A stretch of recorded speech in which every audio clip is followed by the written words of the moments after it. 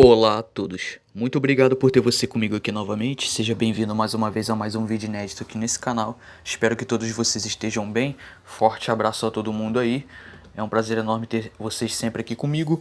Meus amigos, hoje eu gostaria então de comentar sobre Spider-Man, Homem-Aranha, filme de 2002 dirigido por Sam Raimi.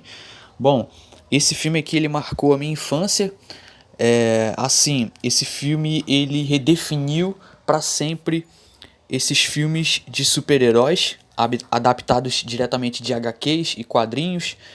Bom, esse filme aqui ele foi um marco na época, teve um impacto muito grande e também teve um retorno de bilheteria estrondoso. Bom, falo pra vocês que Spider-Man Homem-Aranha é o meu filme de herói favorito, tá? De super-herói, e não só o meu filme favorito, como também é o meu super-herói favorito, tá? Sou um grande fã do Homem-Aranha, então como um grande fã do personagem, pelo impacto cultural que ele carrega, né, na cultura pop e tudo mais, pela importância que ele exerce, bom, é um grande clássico que vale a pena comentar aqui no canal. Bom, vale ressaltar o seguinte, a primeira aparição do Homem-Aranha em live action, né, para a televisão não foi nesse filme de 2002. Foi numa série infantil primeiramente, chamada The Electric Company, de 1974, uma série infantil com o Danny Seagren.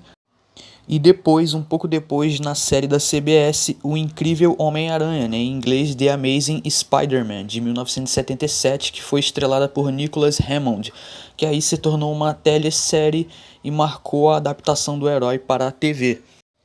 As primeiras ideias então de trazer o Homem-Aranha para os cinemas, para as telonas, em um formato de grande sucesso assim de bilheteria, surgiu na metade da década de 80, quando a Marvel começou então a negociar os direitos do personagem com estúdios de cinema.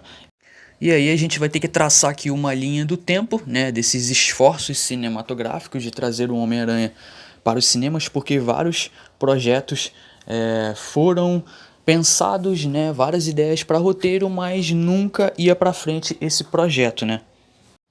Bom, alguns nomes de peso, alguns cineastas como Tobe Hooper, né, diretor de O Massacre da Serra Elétrica, o próprio James Cameron, o Joseph Zito, foram contratados em algum período, né, para dirigir o filme, só que aí os projetos, né, esse projeto de trazer o Homem-Aranha para o cinema, ele sofreu um inferno de desenvolvimento, né? Sempre devido a questões financeiras e questões de licenciamento. Depois que o projeto do filme parou por quase 25 anos, ele foi então finalmente licenciado para lançamento mundial pela Columbia Pictures em 1999, né?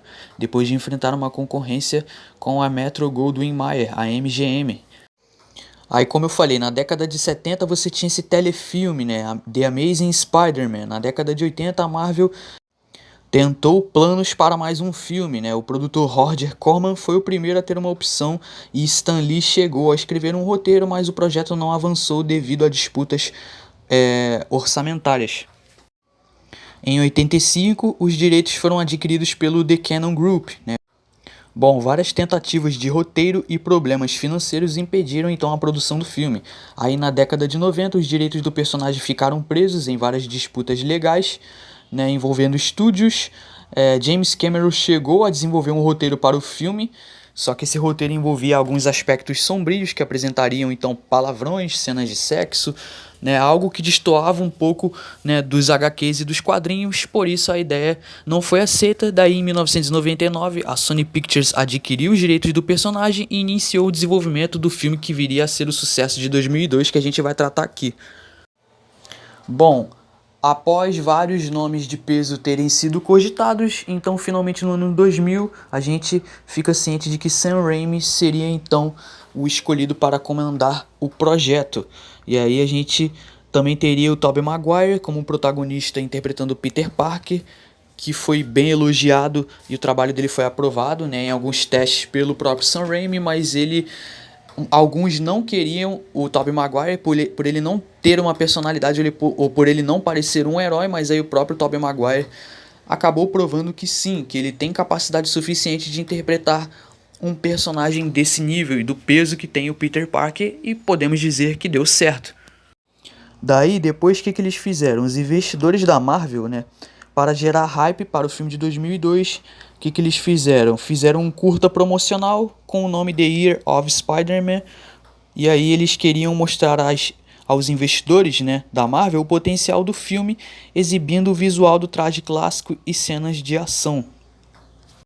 E aí, no início dos anos 2000, você tinha todo esse trabalho de marketing, toda essa repercussão, toda essa expectativa do público, né? Algumas coisas eram vazadas em sites e blogs discutidos por fãs no início ali em 2000, no início dos anos 2000. O próprio Sam Raimi, né, que é um diretor cineasta que eu admiro muito, né, por ter dirigido vários longas de renome, como The Evil Dead, né, A Onda do Crime, Por Amor ao Jogo, O Dom da Premonição, vários longas de renome.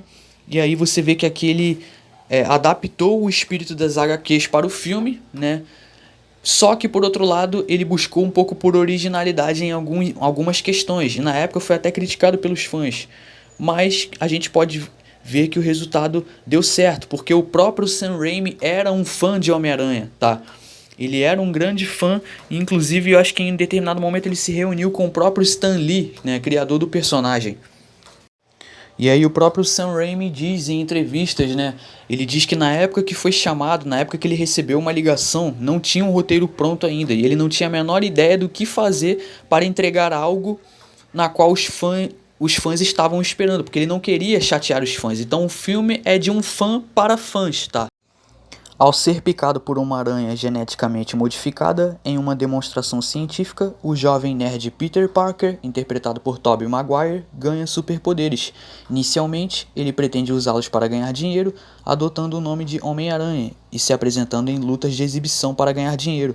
Porém, ao presenciar o assassinato de seu tio Ben, interpretado por Cliff Robertson, e sentir-se culpado, Peter decide não mais usar seus poderes para proveito próprio, e sim para enfrentar o mal, tendo como seu primeiro grande desafio o psicótico Duende Verde.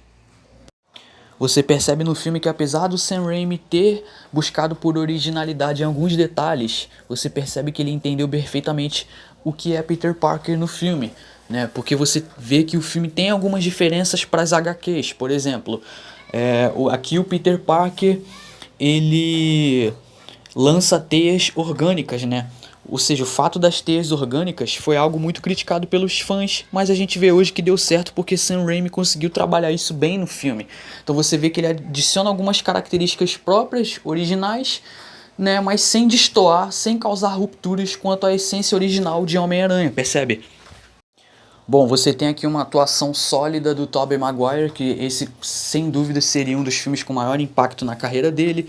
O elenco é bom, o William Dafoe, que interpreta o Duende Verde, também tá espetacular, extraordinariamente espetacular, porque ele sabe entrar facilmente no personagem, ele sabe muito bem simular aquela dupla personalidade, tá? O Sam Raimi, ele adicionou alguns conceitos, né, da série animada de Homem-Aranha dos anos 90 e colocou esse conceito aqui da dupla personalidade que eu achei bem interessante. Claro, é um pouco diferente dos HQs, né?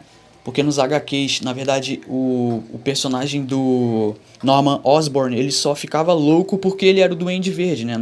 Mas aqui Sam Raimi coloca as duas personalidades do personagem entrando em conflito em algumas passagens do filme, querendo ou não, é bastante interessante também, tá? Ele buscou por originalidade, mas sem perder a essência dos HQs. Como eu falei, tem a diferença da teia orgânica, né?